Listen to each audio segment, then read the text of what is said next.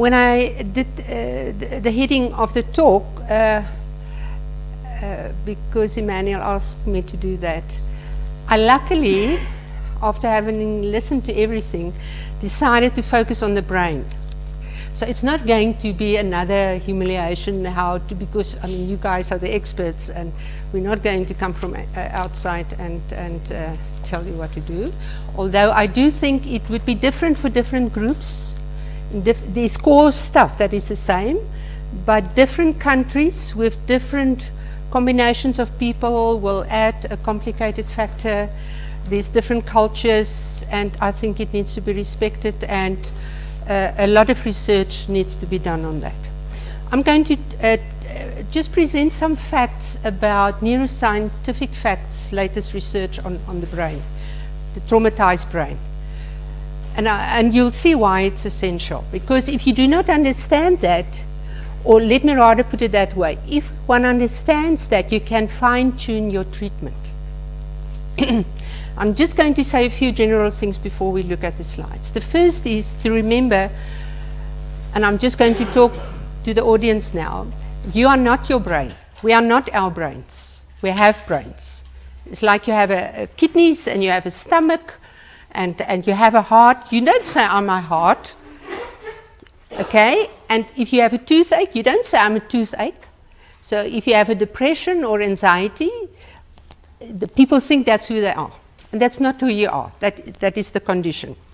Right? So I have a brain. And it helps us to think that if you think you're your brain and your brain is confused, then you think that's who you are. You are confused and there's something wrong with you. Meantime, you just have a chaotic brain. All right? Now, the brain is like a computer. It stores all the experiences you have. It stores your genetically, your forefathers and the people who were there before you. It stores the collective memory, the historical memory. That's all part of the memory of the brain. Okay? The good news is, that's the bad news, is that we have all of that. The good news is it can change. It's elastic in some way, they call it, and you can grow new links in the brain. And that is the hopeful part about healing. Then, something about the brain likes the world to be predictable. That means I trust now that this roof is not going to fall on my head. I trust that this table is not suddenly going to, what is the word? Go up in the air and move around the room. Okay? Because if that happens, all of us will totally be startled immediately and think, what is wrong? So you want to predict, then the brain is relaxed when it's predictable. But there's a lot of things we assume will be the same tomorrow than it was today. And that is why when there's trauma, suddenly the world is not predictable anymore. People you've trusted, you suddenly can't trust. You don't know what's going to happen next. So the brain is actually in total chaos. And that's the trauma. So how do we get people's brains to return, to relax, and to learn to trust again? Because the research shows once it swings into that extreme, it doesn't just return to normal. That's the difference in trauma. So what we have trusted is shattered. What we assume that tomorrow, it was so striking yesterday when that person who took us around said that Rwanda was the end because you got up in the morning and you didn't know what was going to happen that day. That is precisely the situation. So the things you assumed about life, about your family, about your group is shattered. There's no prediction, there's no trust, there's just uncertainty. And as we all know, we have this brain at the bottom here, which they call the primal brain or tribal brain, which is instinct. And here's the neocortex, which is logic, reflecting, analyzing. And when we are traumatized, this one is working all the time. It's constantly looking for danger because it's survival. So when we work with traumatized people, we have to keep that in mind. When they're excited, they're not thinking. They're in this brain. So when you treat them, you have to, when it happens, everyone has to calm down again, and there's a technique. There's a breathing technique that you can do, and the adrenaline breaks up, and I'll show it at the end, and then everyone calms. So when you work with children, you first do the calming thing, and then when they get excited, you do the calming thing, and slowly the brain relearns actually that it's safe. And I'm going to be very curious what's going to happen in law because traumatized people's memories are affected. They do not remember exactly what happened. And in courts, people are pushed to extremes, traumatized situations, and they tell you something, but the chances are it's not exactly what happened. And the courts use that as evidence. So it's a complication we have. Right. Let's get to humiliation. How do I connect the humiliation with trauma? Obviously, the two goes together. But what happens in the brain when we have humiliation? We are genetically programmed to want to belong to a group. It's right here at the brainstem. All of us, we want to belong. So if anything interrupts that, deep down, you feel threatened because suddenly you're excluded. Now, when people are humiliated, it registers in the same place as physical pain. Linda Hartling and them, they've done that research. The same place in the brain as physical pain. People go numb because normally when we get humiliated, we sort of, you just hold it, right? You internalize it.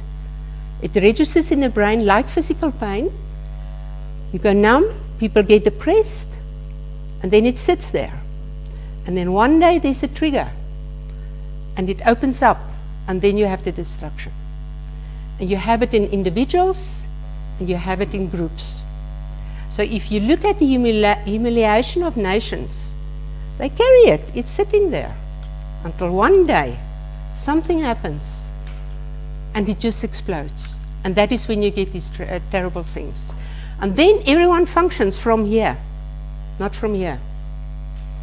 Okay, so let's look at the... I'm going to, please don't take notes. If you're interested in it, I can send you the PDF. Okay, because it's kind of technical things, and rather follow with me because it's not things we talk about every day. This is the most recent, I've based this on some of the most recent findings in neuroscience of Professor Bessel van der Kolk. He's from Harvard Medical School, and it's a trauma center at Boston. He started research in the 1950s, and 5 years after the Vietnam War was the first time they realized but there's something about people who return from war. And that was the first time they seriously started looking at and discovered that people are traumatized when they return from war. And that is where the study started with post-traumatic stress syndrome and these things very seriously. Okay, next one.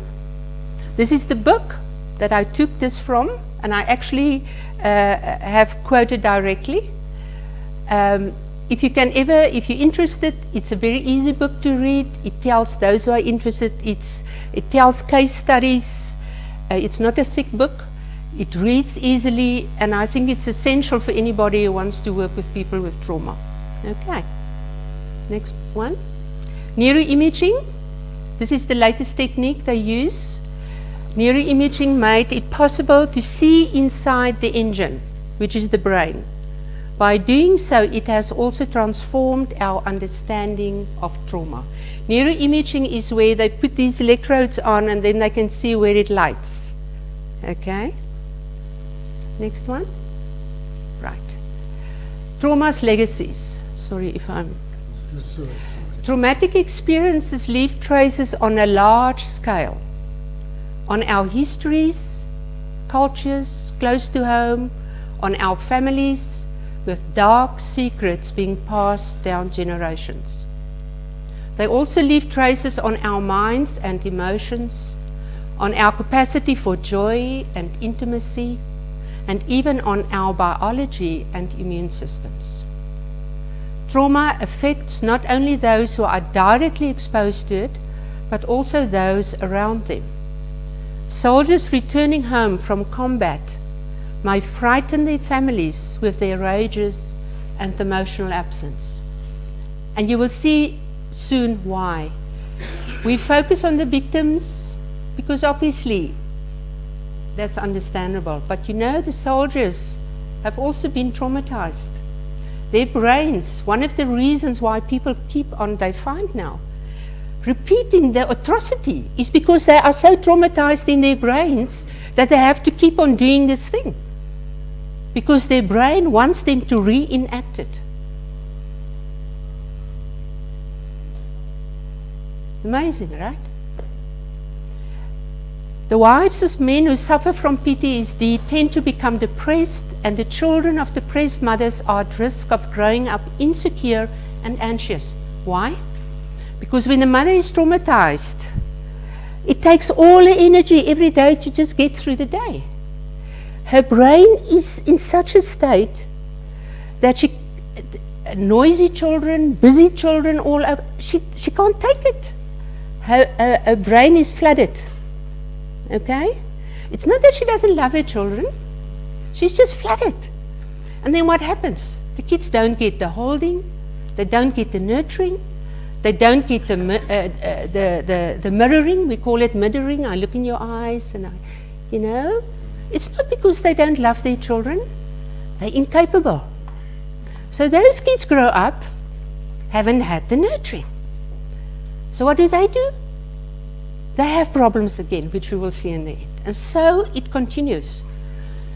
Anxiety, the symptoms is anxiety, depression, suicidal ideation, violence and aggression comes with it. All right? Trauma produces actual physiological changes in the brain. Recalibration of the brain's alarm systems, where normally, you know, there's danger and it is permanently changed. There's a constant increase in stress hormone activity. Alterations in the system that filters relevant information from irrelevant. For example, once you've been, say, attacked in your home, forever you have the sensitivity. If you hear a noise, you look. Previously you wouldn't have paid attention to it, right? Trauma compromises the brain area that communicates the physical embodied feeling of being alive. People who have been traumatized, and you'll see just now why. There's a part of their brain that's shut down. They actually don't feel alive. This is why the soldiers who are traumatized, they're so numb. And why are they numb? Because they feel too much. When you feel too much, it feels like you feel nothing. If somebody says to you, I feel nothing, he's not feeling nothing. He's feeling so much that he doesn't know what he's feeling. What you do then, you need to sit and do the breathing so the adrenaline can break down. The blood returns to the head and then they can think. And if we do not understand these things, our treatment stays here. You know? Okay?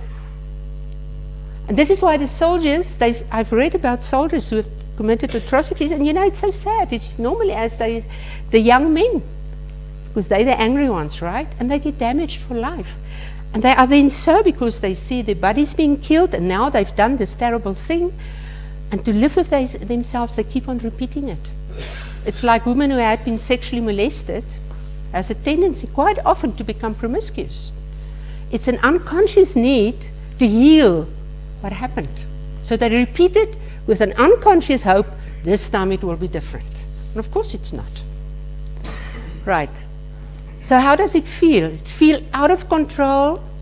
Survivors of trauma often begin to fear that they are damaged to the core and beyond redemption. They won't tell you that, but that's what they feel.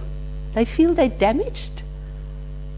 They feel guilty because they survived. Next one. Okay, we now know that their behaviors are not the result of moral failings or signs of lack of willpower or bad character. They are caused by actual changes in the brain. This is a big one. Because if we keep on sitting in judgment, we're missing the point. We need to treat the brain, if you understand. You know what I mean? And then people will be able to reflect. Okay, after you have experienced something so unspeakable, how do you learn to trust yourself or anyone else again? Deep down, many traumatized people are even more haunted by the shame they feel about what they themselves did or did not do under the circumstances. Maybe I ran away, you know, maybe I gave somebody away. They despise themselves for how terrified, dependent, excited, or enraged they felt, both victims and perpetrators. Can you see? Yes. Sorry. After trauma, the world becomes sharply divided between those who know and those who don't. People who have not shared the traumatic experience cannot be trusted because they can't understand it. So let's just wait a moment. People who have been traumatized prefer to share it with people who have also been traumatized. Why? Because there's things you can't repeat, you can't say it. You only know the other person have been through the same. So although we can be empathetic and we're there, and that's fine, but the ones who really understand is the ones who have been through it. And this happens when it's war and the soldiers return home, then the spouses and the children and the co-workers, you know, they just experience you as being nuts, and then you're nice and then you're raging because they haven't been through it. Next one. Okay. This is research being done at the medical school in Jerusalem and also later at Harvard. They found that traumatized people keep secreting large amounts of stress hormones long after the actual danger has passed. In PTSD, which is post-traumatic stress syndrome, the body's stress hormones do in fact not return to baseline after the threat has passed. The brain has changed forever, especially if there's no treatment. The brain keeps on. You're in danger, even if you're out of danger.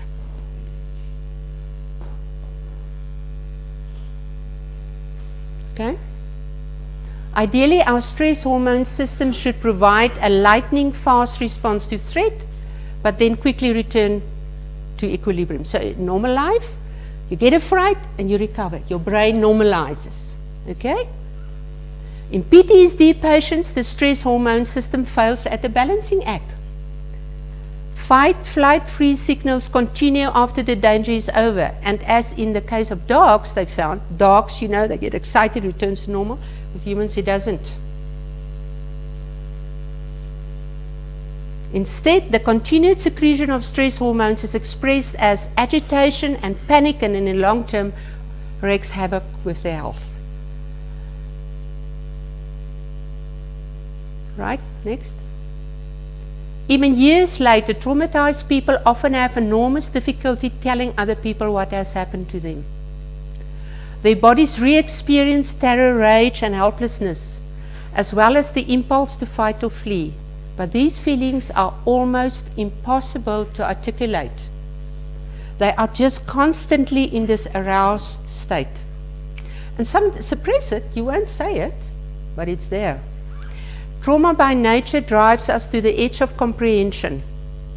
It cuts us off from language based on common experience or an imaginal past, and you will see why now. This doesn't mean that people can't talk about a tragedy, but sooner or later most survivors come up with what many of them call their cover story that offers some explanation for their symptoms and behavior for public consumption. These stories, however, rarely capture the inner truth of the experience. It is enormously difficult to organize one's traumatic experience in a coherent account, which you will see now why. So even though people tell things, research have shown it's quite often not exactly what happened. They have to build up a story. Okay, and it doesn't mean it hasn't happened. Okay, all I'm saying is it's maybe not exactly as it happened. And they cannot, what they felt, they can't verbalize. They can maybe say, you know, broke the window and then this happened. And normally it's, if you could really check it, it may not be exactly like it. Could be worse even than what they tell you. Okay. The scans also revealed that during flashbacks, our subjects' brains lit up only on the right side. And this is the reason. Flashbacks is when people are reliving something that happened, and they found that the brain only lights up on the right-hand side. The scan, says Professor van der Kolk, clearly show that images of past trauma activate the right hemisphere of the brain and deactivate the left in the trauma situation. Isn't it amazing? The brain does it. It cuts out your left side. It activates the right side because it goes into survival. It doesn't want your reason to interfere. If you have to jump a 2-meter fence, you will jump it. If your logic interferes, you will say, no, you can't jump it. So the brain cuts it out, and you jump it. Okay? And the right side is intuitive, emotional, visual, spatial, and tactual. The left is linguistic, sequential, so how did it happen? What's the follow? And analytical. So what happens? The right side is remembered. So people can often remember faces but not names, because that's on the left-hand side. They struggle to name certain things. Okay? So you have to take all of that into consideration when somebody tells you. And you can't say to them, but what, this and this in details. They can't remember. It's cut out during the traumatic situation. Okay. Under normal conditions, people react to a threat with a temporary increase in stress hormones. And as soon as the threat is over, the hormones dissipate and the body returns up. We have had that already. But the stress hormones of traumatized people, in contrast, take much longer to return to baseline and spike quickly and disproportionately in response to a mildly stressful stimuli. They also contribute to many long-term health issues depending on which body system is most vulnerable in a particular individual. Okay, left-right brain. The left hemisphere is deactivated, which has a direct impact on the capacity to organize experience into logical sequences and to translate our shifting feelings and perceptions into words. And if you cannot sequence, which is the left brain function, you struggle to identify cause and effect. You struggle to grasp the long-term effects of your actions. This is why people sometimes been traumatized. They just live their lives. There is no goal, there's no direction. It's as if that part of their brain of planning and thinking of consequences had just been damaged. They struggle to make plans for the future. People are very upset, and because their left brain is not working very well, may not be aware that they are re-experiencing and reenacting the past. They don't even realize that sometimes something triggers them, and then they act as if they're in the trauma situation again.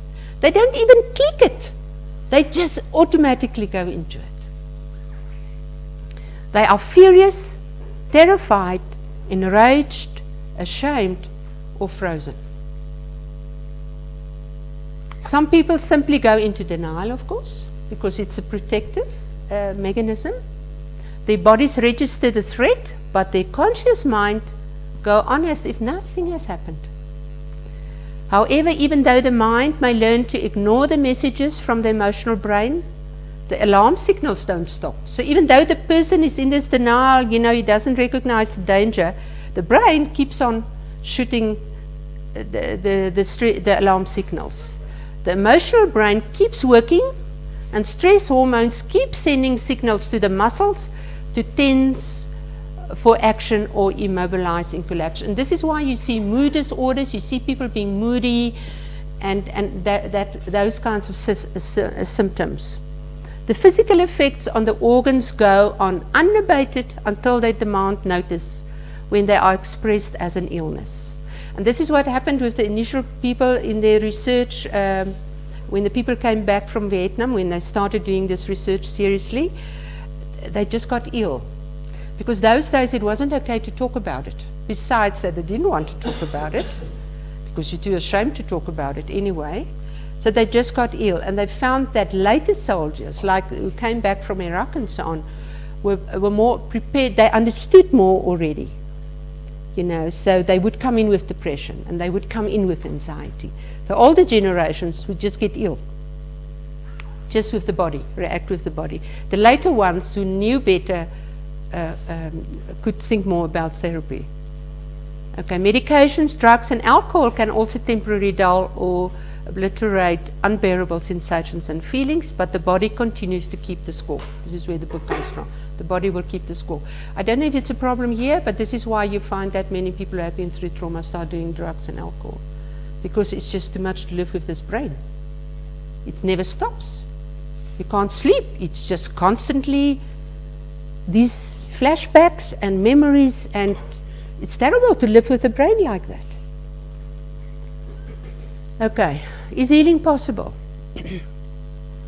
Being traumatized means continuing to organize your life as if the trauma was still going on, unchanged and immutable, as every new encounter or event is contaminated by the past. The brain has this thing of keeping the memory. And if something, it's like the brain has files, and then it files all the memories of a certain type of experience. And then you get something like there was a smell, say. You suddenly get that smell again. And immediately your brain goes to that file of the trauma experience and it takes that out. Or there's a color. Say you were hit and you saw something yellow. Now your brain suddenly files everything with yellow, you know. It associates with that. It's a simple example I use, but just to illustrate. After trauma, the world is experienced with a different nervous system. Okay, now for the therapy. For hundreds of years or more years, every textbook of psychology and psychotherapy has advised that some method of talking about distressing feelings can resolve them. And now you know why it's not working. Because the memory is pre-verbal. That part of the brain shuts down. People will tell a story, but they can't go, it's not healing because they can't go into the emotions. They found that after 9/11, you know, the Two Towers story in New York, lots of people flew in to go do debrief and do trauma counseling. A year later, they did a follow-up, and they found that those people who were not immediately in debriefing did much better than the ones who people came and said, talk to me. And you know why? If you force people to talk too soon, they get re-traumatized. Because the brain doesn't know. Now you tell the story, or you tell a related story, the brain thinks it's really happening again. The brain doesn't think, oh no, this is just a retelling. The brain thinks you are re-experiencing. So people get re-traumatized. Re-traumatized. And remember, the brain, every time you get re-traumatized, it gets more reinforced in the brain. However, as we've seen, the experience of trauma itself gets in the way of being able to do that. So no matter how much insight and understanding we develop, the rational brain is basically impotent to talk the emotional brain out of its reality. Many traumatized people find themselves chronically out of sync with the people around them. And this is the thing, if you're with people who haven't been through trauma and you've been through trauma, you just feel they don't understand. And of course they don't. Right? Some find comfort in groups where they can replay their combat experiences. You get this with soldiers. They will go to the friends who had been because they know what they've been through. And this is also where you sometimes get repeats. You get the violence being acted out again, or rapes happen again. Trauma is expressed not only as a fight or flight, but also as shutting down and failing to engage in the present. And I think that is important to remember with mass trauma treatment, is that the individuals are different, you know. This sort of immobilization generated by the reptilian brain, this is this bottom brain, characterizes many chronically traumatized people.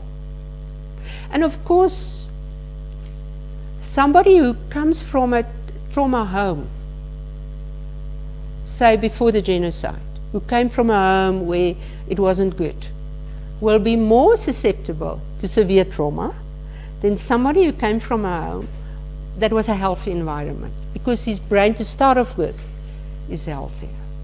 Okay, just individual differences. Okay, with children, the acting out kids tend to get attention. The blanked out ones don't bother anybody and are left to lose their future bit by bit. So it's often the good child, you know. You just leave him. Meantime, he has internalized everything and he carries it inside.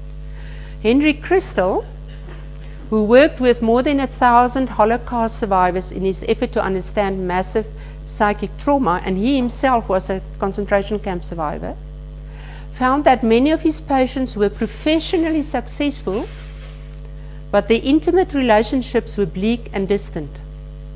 Suppressing their feelings had made it possible to attend to the business of the world at a price. They learned to shut down their once overwhelming emotions, and as a result, they no longer recognize what they're feeling. So many people afterwards are professionally, you know, they become wealthy, successful business people or what have you. But it's in their personal relationships where the problems are. Parents who are preoccupied with their own trauma, such as domestic abuse or rape or the recent death of a parent or a sibling, may also be too emotionally unstable and inconsistent to offer much comfort and protection. While all parents need all the help they can get to help raise secure children, traumatized parents in particular need help to be attuned to their children's needs. And this is what I said, is that the parent is so in their own suffering that they don't notice the child's needs. It's not that they don't love the child, they love their children, but they can't register it. Traumatized people simultaneously remember too little and too much. The essence of trauma is that it's overwhelming, unbelievable, and unbearable.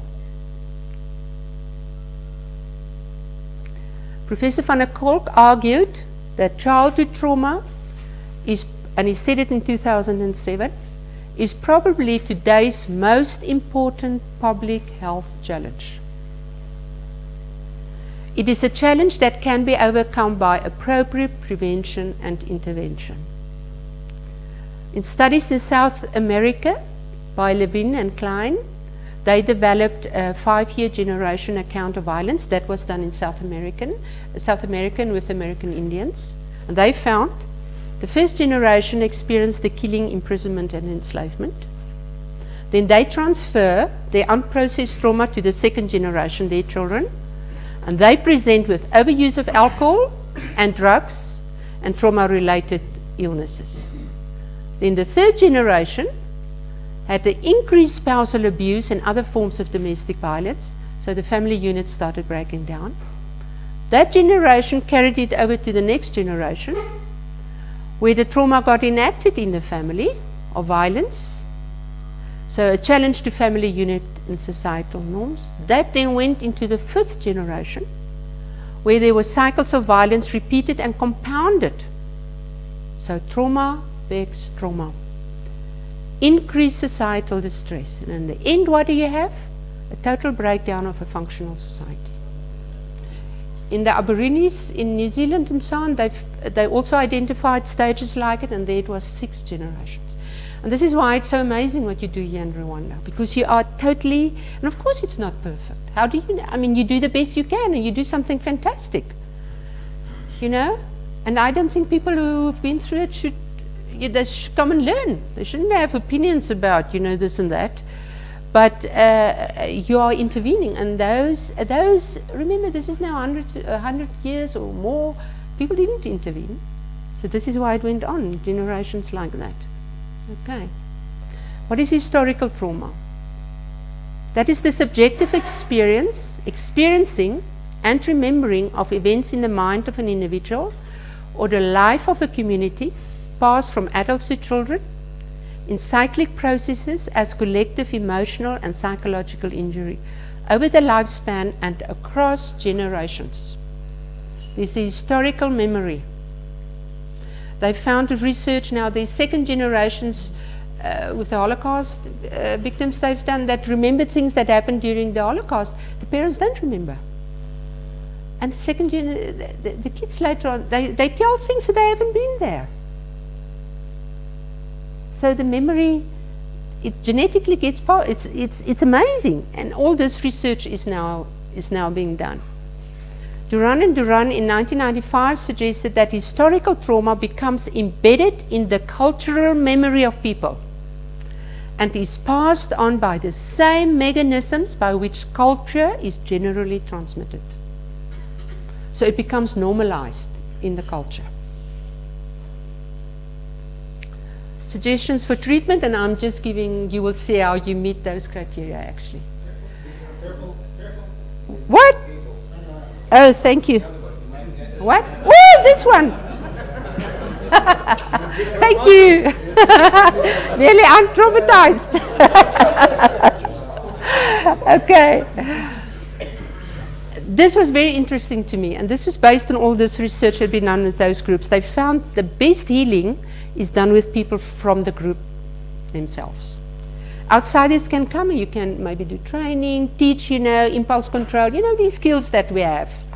But there's some level of access that you can't get to people, to other groups, because there's things that's emotional memories, and there's a collective memory you don't share. So somewhere people don't trust you because you're not one of them. It's not that they don't want to, it is just there. Okay, so within the group.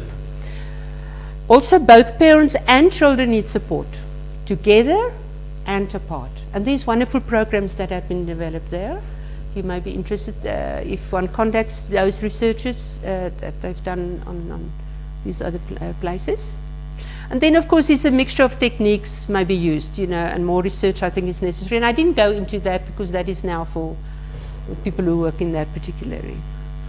And then there's wonderful programs to help children in schools as groups. And and then the recent studies showed that the best order of treatment are in phases. The first phase is, and of course this is what you do initially after the trauma, you first just stabilize. Make sure people have their basic needs and stuff, right? Then there's a resolution of the traumatic memory, that is where the therapeutic thing comes in. And lastly is personality reintegration. Okay. States and governments' involvement is absolutely essential in providing support systems for traumatized families, as you do, training of skilled support staff. What is very important is training of social workers. Education is crucial, as you do. And the thing that most impressed me is that you do history but the end thing is let's work towards peace. Because I think if you just do history and you don't define it in that context, it can become like propaganda. They say in China, there isn't a national religion in China. Apparently, people believe it, but there's not a national. Their religion is history, teaching history. Which is not bad, but there's a danger to it, because obviously the dominant government always will emphasize their things. But anyway, that is just by the by. Community support systems and churches, if it's a religious group, I said if relevant because some people are less religious and so on. And I agree totally with it's the education, it's the emotional support, and then it's to uplift the people out of the poverty. Because with poverty, people regain a sense of control over their lives and a sense of self-respect. And I don't know why it's this poverty thing over the world. We have this huge problem with poverty. What are we creating? These masses of millions of people being humiliated just by being poor. Okay, then schools, social workers, employment, mental health systems. And so. Right, that's the end of my story. Thank you very much.